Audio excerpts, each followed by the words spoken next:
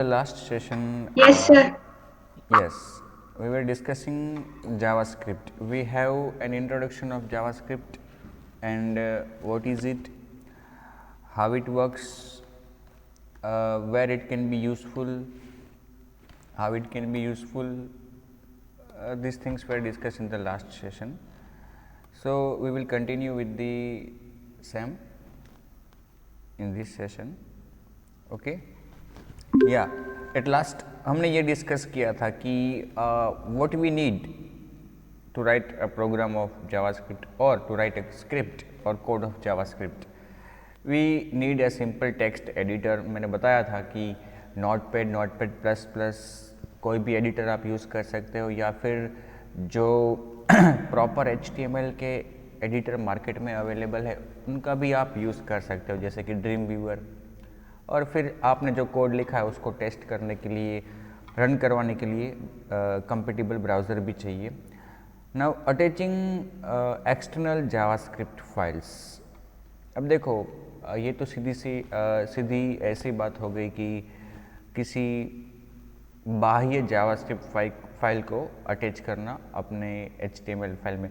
देखो मैं आपको बता दूं कि जावास्क्रिप्ट मतलब एक ऐसी स्क्रिप्टिंग लैंग्वेज है कि जिसको हम क्लाइंट साइड भी रन करवा सकते हैं, सर्वर साइड भी रन करवा सकते हैं। जावास्क्रिप्ट का कोड वो ऐसा भी हो सकता है कि एक आप सेपरेट फाइल बना के उसमें केवल जावास्क्रिप्ट का कोड लिखो तो भी हो सकता है ऐसा भी, या तो फिर आपने जो HTML का पेज बनाया है जिसको आप अपना वेब पेज कहते हो, उस वेब पेज में भी आप एम्बेड कर सकते हो जावास्क्रिप्ट का कोड। कहने का मतलब वो जो आपका HTML का पेज है उसमें आप जावास्क्रिप्ट का कोड भी एम्बेड कर सकते हो। मतलब कि एक्चुअली क्या होता है कि जो आपने वेब पेज बनाया है HTML का यूज़ करके, अगर आपने केवल उसमें HTML लिखा है तो वो पूरा पेज स्टैटिक हो जाएगा। अब उस पेज को डायनेमिक बनाने के लिए, कुछ डायनेमिकली उसको देने के लिए आप उसमें जावास्क्रिप्ट का कोड साथ में जोड़ सकते हो उसी फाइल में। अब इसके दो तरीके हैं, या तो आप उस HTML के पेज में अंदर ही सेम फाइल में आप जावास्क्रिप्ट का कोड लिख लो, चलेगा, देयर इज़ नो प्रॉब्लम। भले ही आप उसको .html से सेव कर रहे हो, लेकिन आप कहीं भी मतलब कि योग्य जगह पे जावास्क्रिप्ट का कोड लिख सकते हो, क्योंकि आपको कुछ नहीं करना है, आपको केवल लिख के रख देना है कोड, उसको एग्जीक्यूट और समझेगा ब्राउज़र, उसको समझ के ब्राउज़र एग्जीक्यूट करेगा। आपका जो HTML का ऐसा पेज है जिसमें आपने HTML का कोड भी लिखा है और बीच बीच में कहीं पे जावास्क्रिप्ट का कोड भी लिखा है, तो ऐसा पेज जब ब्राउज़र को मिलेगा तो वो HTML को भी इंटरप्रेट करेगा और जावास्क्रिप्ट का कोड होगा उसको भी वो इंटरप्रेट करेगा, क्योंकि ब्राउज़र के पास क्षमता है, ब्राउज़र के पास वो जावास्क्रिप्ट को रन करवाने के लिए उसके पास इंटरप्रेटर है, तो वो काम उसके पास करवाएगा। अब दूसरा तरीका ये है कि जावास्क्रिप्ट का जो कोड है आपका, उसको आप एक सेपरेट फाइल बना के उसमें लिखो। मतलब HTML का कोड आपका सेपरेट और जावास्क्रिप्ट का कोड भी सेपरेट, और दोनों फाइल्स अलग अलग। तो ये भी एक मुमकिन है तरीका कि HTML के पेज में केवल HTML का कोड और जावास्क्रिप्ट की फाइल में केवल जावास्क्रिप्ट का कोड, और ऐसी फाइल्स को हम सेव करते हैं .js से, .js। और जब हम ऐसा करते हैं कि जावास्क्रिप्ट को हम किसी बाह्य फाइल में, मतलब HTML के बाहर किसी फाइल में लिखते हैं, तो उसको एक्सटर्नल जावास्क्रिप्ट कहते हैं। देखो ये एक जनरल लुक आपके HTML पेज का कि जिसमें आपने जावास्क्रिप्ट को एम्बेड किया है। स्क्रिप्ट यहाँ पे मैंने आपको बताया था लास्ट सेशन में कि एक्चुअली लैंग्वेज नहीं आएगा, बट क्या आएगा, type is equal to text JavaScript, और यहाँ पे आपका जावास्क्रिप्ट का कोड। तो ये क्या हो गया, ये आपका एक HTML पेज है जिसको आपने .html से सेव किया होगा। अब इस पेज में ही अंदर आप देख सकते हो कि आपने जावास्क्रिप्ट का कोड लिखा है, तो इसको हम क्या कहेंगे, एम्बेड। हमने उसके अंदर लिखा है the code of JavaScript is internal to the HTML page, तो इसको हम ऐसा कह सकते हैं कि हमने एम्बेड किया है। Linking to external JavaScript file. We can also define JavaScript code in an external file and link the code in that file with our web page. हम किसी बाहर की फाइल मतलब कि सेपरेट फाइल में भी जावास्क्रिप्ट का कोड लिख सकते हैं और उसको सेव कर सकते हैं .js से। The script tag discussed earlier, जो हमने शुरू में डिस्कस किया था कि जावास्क्रिप्ट के कोड को लिखने के लिए स्क्रिप्ट टैग का, स्क्रिप्ट एलिमेंट का यूज़ होता है, उसका एक एट्रीब्यूट है src एट्रीब्यूट, जिसमें आप वो एक्सटर्नल जावास्क्रिप्ट फाइल का रेफरेंस दे सकते हो। देखो, script type equal to text JavaScript src equal to, यहाँ पे आपकी वो फाइल जिसमें आपने जावास्क्रिप्ट का कोड लिखा है और जिसको आप इस करंट पेज में, ये जो आपने लिखा है वो कहाँ पे लिखा होगा, आपके HTML के पेज में। तो उस HTML के पेज में आप इस फाइल का कोड जोड़ना चाहते हो, उसका यूज़ करना चाहते हो। इसके बहुत से एडवांटेजेस है, वो हम अभी डिस्कस करेंगे। When linking external JavaScript code as shown on the previous slide, the browser will read the code in that file and include the contents of that file in our web page। जब आप किसी ऐसी file को link करवाते हो तो ऐसे page को, ऐसे HTML पेज को जब ब्राउज़र इंटरप्रेट करेगा, तो जब वो ये लाइन को पढ़ेगा, स्क्रिप्ट वाली लाइन को, तो क्या करेगा, हमने जो src में फाइल का नाम लिखा है उस फाइल के कोड को अपने करंट HTML के वेब पेज से वो जोड़ देगा। When linking to external files, we must not put any code within the script tag। जब हम इस तरह से किसी बाह्य फाइल को, बाह्य एक्सटर्नल फाइल को अपने करंट पेज में जोड़ते हैं, तो उसके बाद हमें सेम टैग में कोई स्क्रिप्ट कोड नहीं लिखना चाहिए जावास्क्रिप्ट का। हाँ, ऐसा कर सकते हैं कि हम सेपरेट दूसरा एक स्क्रिप्ट टैग लिख के उसमें स्क्रिप्टिंग का कोड लिख सकते हैं। अब देखो, इसके एडवांटेजेस है एक्सटर्नल फाइल यूज़ करने के। The biggest advantage of external files is code reuse. इसका एक एडवांटेज ये मिलता है कि हम अपनी बहुत सारे अपनी एप्लीकेशन के बहुत सारे वेब पेजेस में सेम कोड को रीयूज़ कर सकते हैं। अगर जावास्क्रिप्ट का कोड मेरा ऐसा है कि जो मुझे बहुत से वेब पेजेस में यूज़ करना है, तो रीयूजेबिलिटी कर सकते हैं हम, ये एडवांटेज है।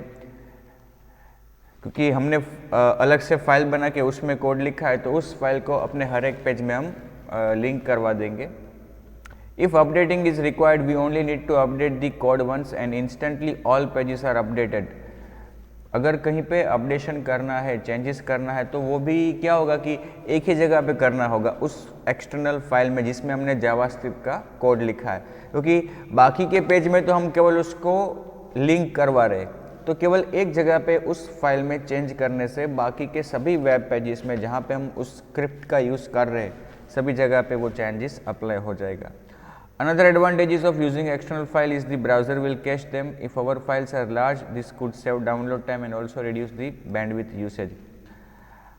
ब्राउज़र कुछ हद तक पेजेस को कैश भी करता है, तो ये क्या होगा कि अगर आप एक्सटर्नल फाइल में अपना जावास्क्रिप्ट का कोड लिख रहे हो, तो ब्राउज़र उसको कैश करेगा।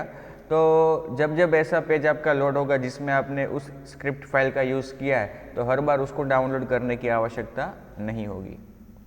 राइटिंग जावास्क्रिप्ट, अब कैसे लिखे, कहाँ पे लिखे, एक छोटा सा एग्जांपल तो अभी देखा। We can use the script element, it tells the browser that the following code bounded by the script element is not HTML to be displayed but rather script code to be processed. हम अपने HTML के page में script tag का use कर सकते हैं। Script tag browser को ये बताएगा कि अब जो कोड आ रहा है स्क्रिप्ट टैग के अंदर, वो कोई HTML का पेज, HTML का कोड नहीं है जिसको केवल डिस्प्ले करना है, वो एक स्क्रिप्ट है, वो जावास्क्रिप्ट का या तो फिर किसी स्क्रिप्ट का, स्क्रिप्टिंग लैंग्वेज का कोड है। When browser spots script tag, instead of trying to display, it uses the browser's inbuilt JavaScript interpreter, मैंने आपको थोड़ी देर पहले बताया था, to run the code's instructions। जब ब्राउज़र के सामने, जब वो आपके पेज को इंटरप्रेट कर रहा है और जब उसके सामने ये टैग आएगा, तो उस टैग के अंदर जो कोड लिखा है उसको डिस्प्ले करने के बजाय वो क्या करेगा, अपने जावास्क्रिप्ट इंटरप्रेटर के द्वारा उसको एग्जीक्यूट करवाएगा। Additionally, we can put script tag inside the header or inside the body of the HTML page. देखो ये छोटा सा एग्जाम्पल यहाँ पे ये अपना एक HTML पेज है, program 6.html. ओके, देखो .html से सेव किया है इसको, और ये HTML का पेज जो है उसमें क्या लिखा है, HTML टैग है, फिर बॉडी एलिमेंट लिखा है। बॉडी एलिमेंट की एक प्रॉपर्टी सेट की है हमने, कौन सी, जिसको हम एट्रीब्यूट कहते हैं बीजी कलर, बैकग्राउंड कलर हमने उसको दिया है वाइट। फिर एक पैराग्राफ डिफाइन किया है, उसमें ज़्यादा कुछ नहीं लिखा है, केवल एक हेडिंग लिखा है पैराग्राफ। अब जो देखने जैसी बात है वो ये है स्क्रिप्ट। इस HTML के पेज में हमें जावास्क्रिप्ट का कोड लिख के थोड़ा उसको डायनेमिक बनाना है, तो हमने क्या किया, यहाँ पे स्क्रिप्ट लिखा, type equal to text JavaScript document dot BG colour. अब देखो, अब यहाँ पे जो कोड लिखा है ये 3 लाइन, वो प्योर जावास्क्रिप्ट का कोड है। ओके, कोई भी जावास्क्रिप्ट का वैलिड स्टेटमेंट, वैलिड टोकन आप वहाँ पे लिख सकते हो। अब डायरेक्टली यहाँ पे जो 3 लाइन लिखी है उसमें डॉक्यूमेंट ऑब्जेक्ट का यूज़ किया है मैंने। डॉक्यूमेंट ऑब्जेक्ट जो है वो जावास्क्रिप्ट में बहुत से ऑब्जेक्ट्स हमें इनबिल्ट यूज़ करने को मिलते हैं, उनमें से एक ऑब्जेक्ट है डॉक्यूमेंट। डॉक्यूमेंट ऑब्जेक्ट जो होता है, हमेशा देखो ऑब्जेक्ट शब्द हमारे सामने जब भी आता है, हम ऑब्जेक्ट ओरिएंटेड लैंग्वेज को जब हम यूज़ कर रहे हैं तो ऑब्जेक्ट में क्या होता है, कुछ रेफरेंस होता है, कुछ चीज़ का रेफरेंस होता है।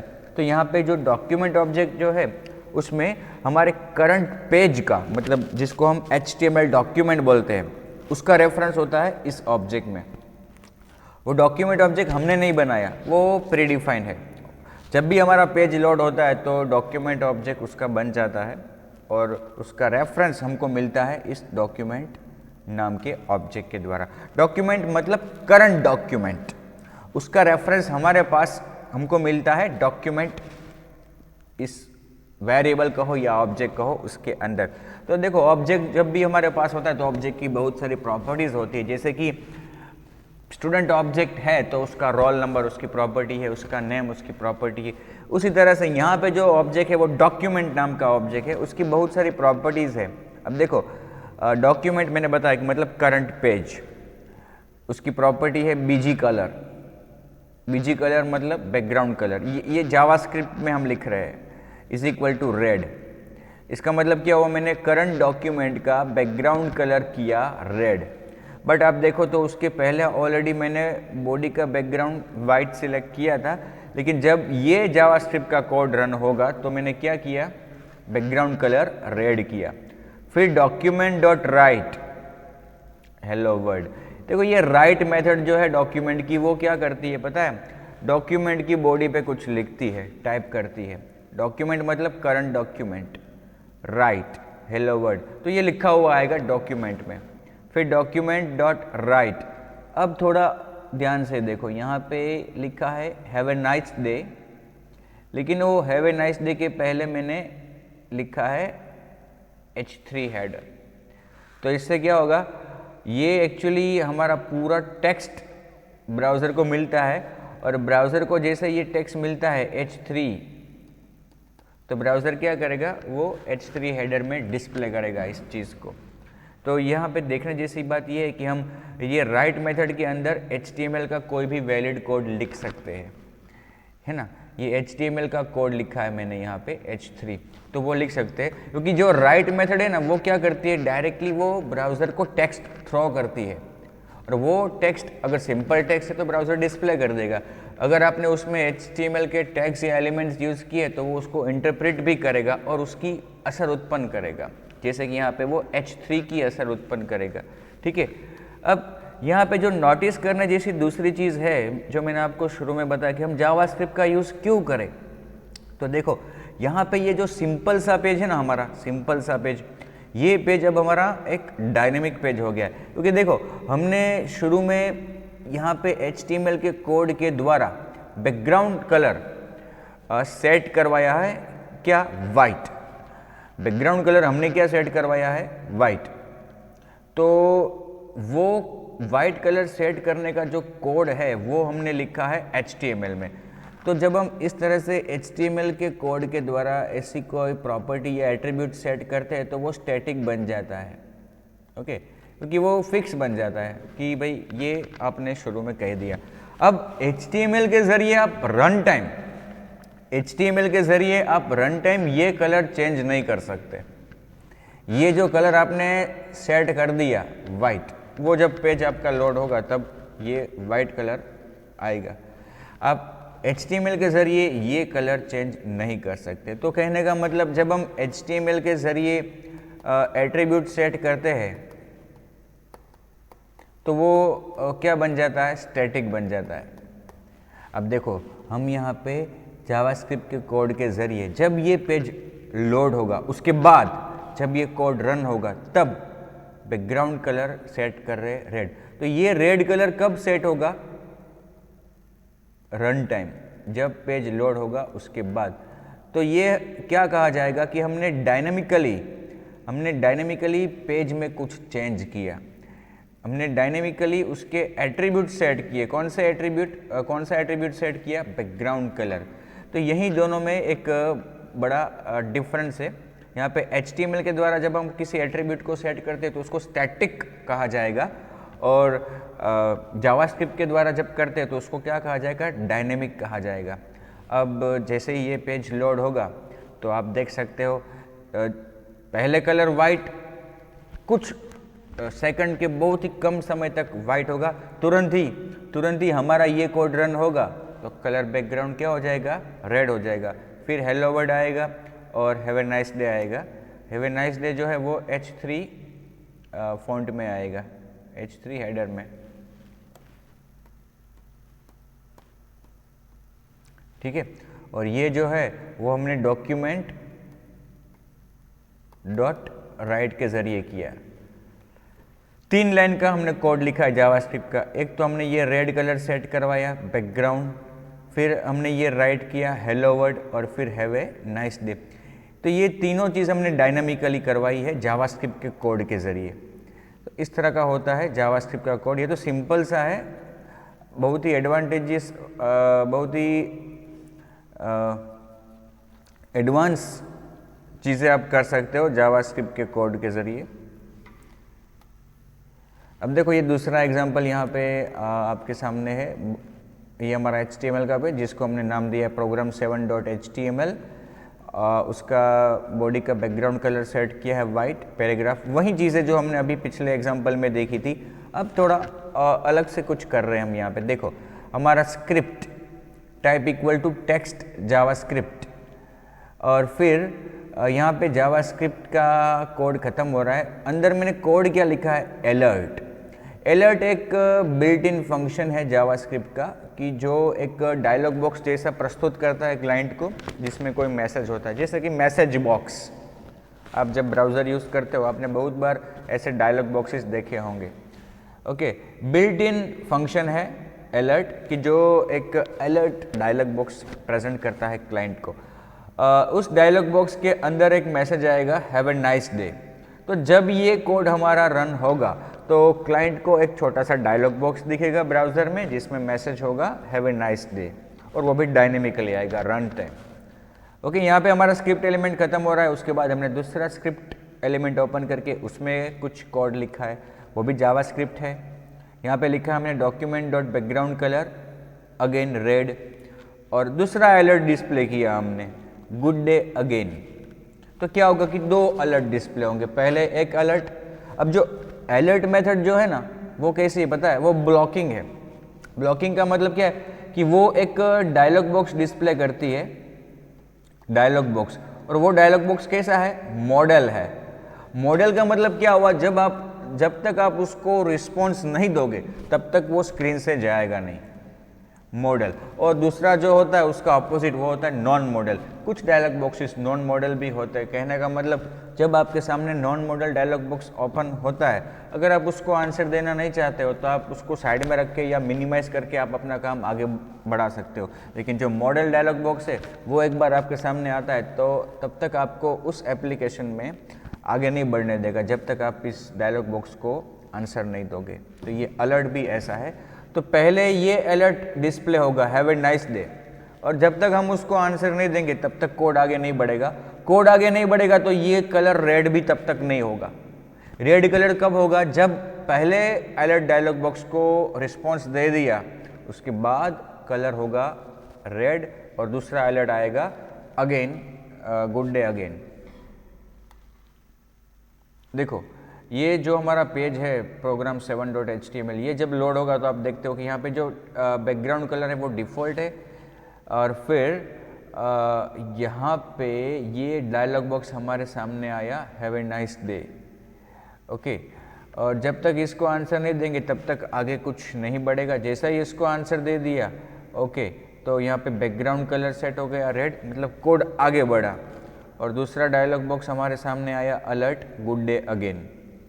ओके, तो यहाँ पे हमने एक दूसरा जावास्क्रिप्ट का बिल्ट इन फंक्शन यूज़ किया, अलर्ट, जो एक डायलॉग बॉक्स है। उसी तरह के और भी डायलॉग बॉक्सेस है, अलर्ट है, फिर कन्फर्म है, कन्फर्म, और भी एक है प्रॉम्प्ट करके। कन्फर्म जो है, अलर्ट जो है उसका उपयोग होता है क्लाइंट को कुछ इन्फॉर्मेशन देने के लिए या फिर कुछ वार्निंग देने के लिए। कन्फर्म जो है, कन्फर्म वो क्लाइंट से कुछ कन्फर्मेशन लेने के लिए, जैसे कि do you want to exit, ऐसा कुछ। उसको हम प्रश्न पूछेंगे और उसमें उसको हम दो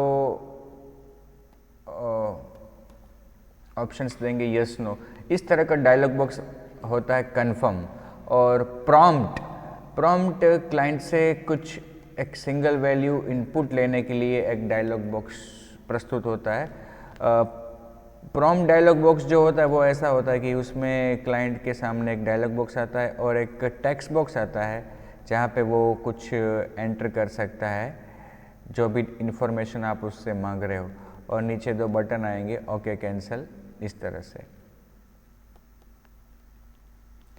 तीन तरह के ऐसे built in dialog boxes available है जावास्क्रिप्ट में।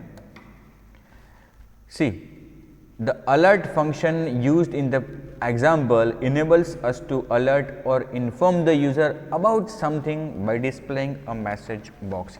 ये जो अलर्ट फंक्शन हमने अभी यूज़ किया वो एक्चुअली क्लाइंट को कुछ इंफॉर्मेशन देने के लिए या कुछ उसको डिस्प्ले करने के लिए इस्तेमाल होता है। एक प्रकार का मैसेज बॉक्स है। The message box displayed by the alert is modal, मैंने आपको बताया, that is message won't go away until the user closes it by clicking the okay button.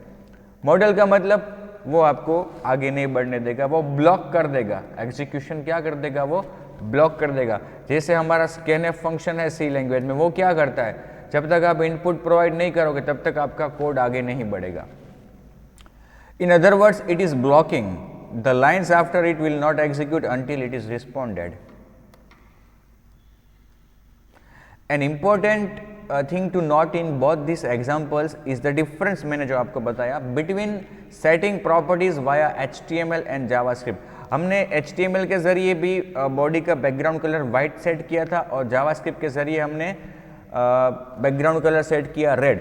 तो उन दोनों में डिफरेंस क्या मैंने आपको बताया। Properties set using HTML is static, that is a value can be set only once and never changed again by the means of HTML।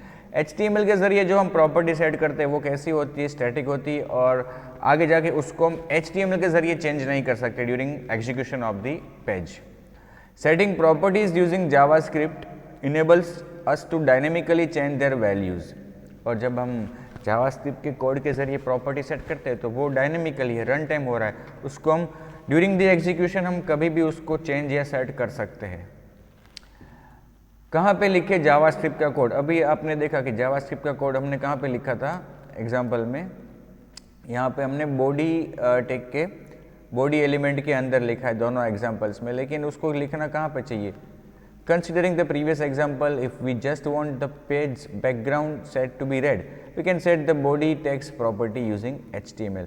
अब देखो, अभी जो एग्जाम्पल हमने डिस्कस किया, नो डाउट वो केवल जावास्क्रिप्ट को समझने के लिए था, लेकिन अगर हमें ऐसा कार्य करना है जैसे कि केवल बैकग्राउंड रेड करना है, तो ऐसे कार्य के लिए हम जावास्क्रिप्ट का यूज़ नहीं करेंगे, क्योंकि वो तो हमने रेड कलर तो हम बॉडी बैकग्राउंड प्रॉपर्टी सेट करके भी, एट्रीब्यूट सेट करके भी कर सकते हैं।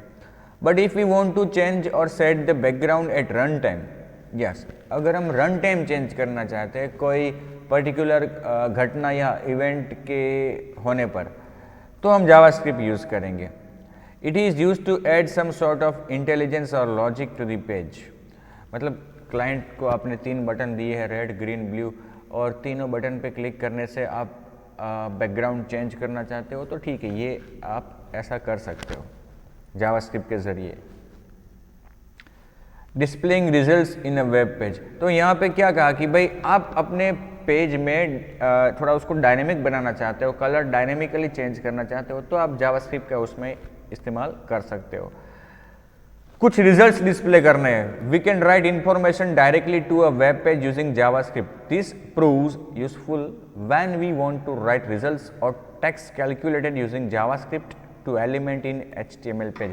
अब देखो एक सिंपल सा हमने पेज बनाया, जैसे कि A और B का सम करना है, तो A और B को इनपुट लेने के लिए हम HTML एलिमेंट्स रखेंगे, लेकिन उन दो एलिमेंट्स का सम, उन दो एलिमेंट्स में जो क्लाइंट वैल्यू एंटर करेगा उसका सम HTML तो नहीं कर पाएगा।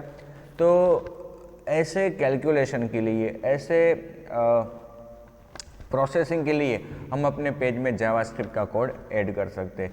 ये मैंने सिंपल सा एग्जांपल आपको बताया कि A और B का सम करना है, या तो फिर आप कहो कि आपने एक पूरा स्टूडेंट एंट्री फॉर्म बनाया है जिसमें आप स्टूडेंट की मार्कशीट प्रिपेयर करने के लिए स्टूडेंट से या फिर क्लाइंट से एनरोलमेंट नंबर और डिफरेंट सब्जेक्ट के मार्क्स इनपुट ले रहे हो डिफरेंट HTML एलिमेंट्स में, और जब क्लाइंट क्लिक करता है सबमिट पे, तब आपको वो रिजल्ट, या सबमिट या कोई बटन रखा है आपने, उस पर क्लिक करता है, तब आपको रिजल्ट डिस्प्ले करना है कि भाई टोटल मार्क्स इतने, परसेंटेज इतने, ग्रेड इतने।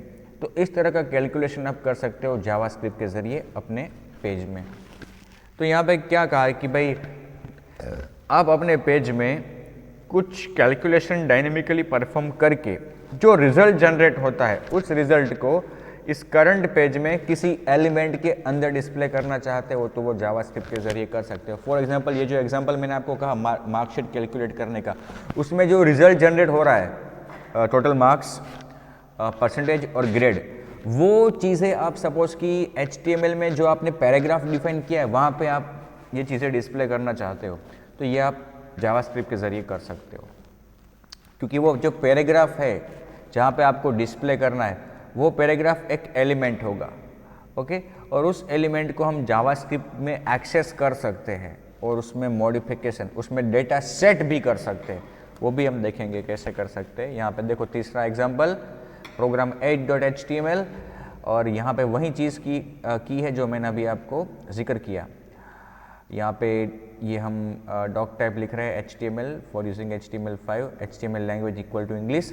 अब हेड सेक्शन में हमने टाइटल दिया है JavaScript demo, okay, head is over here.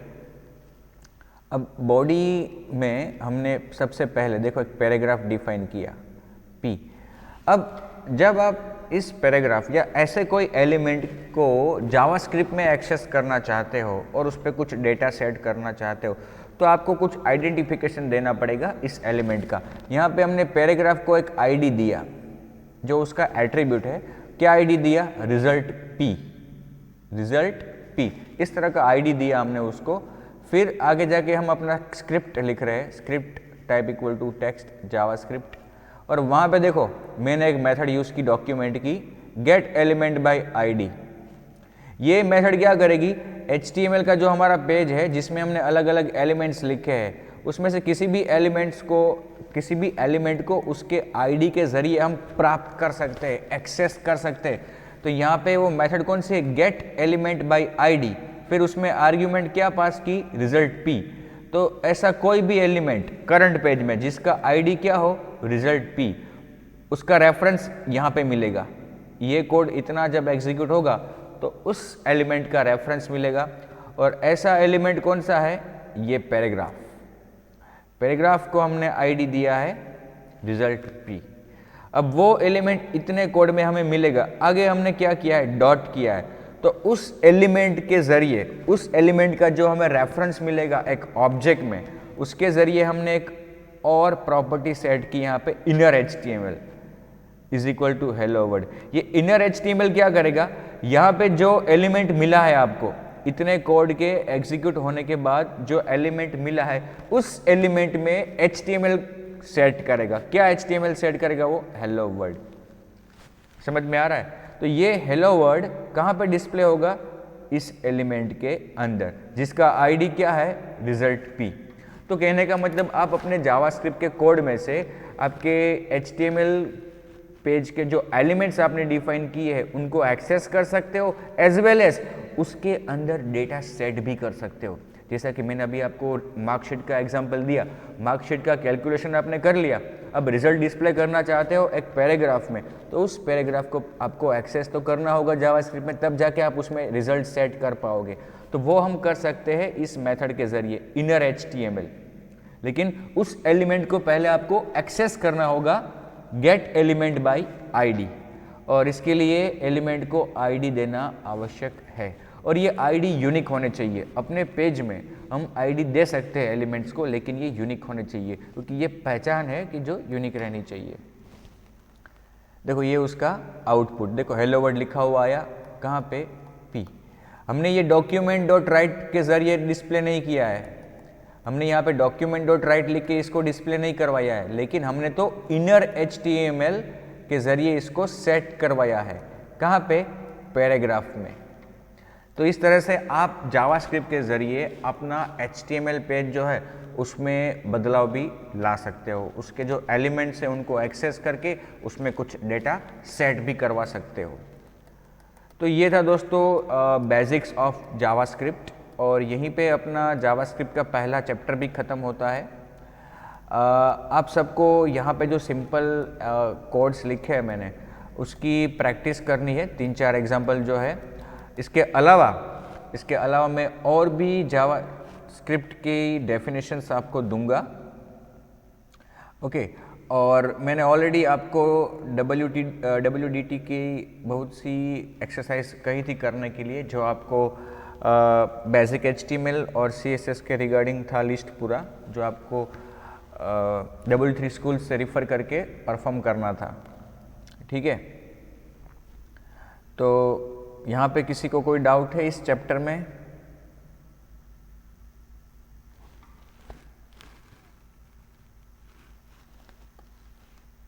दो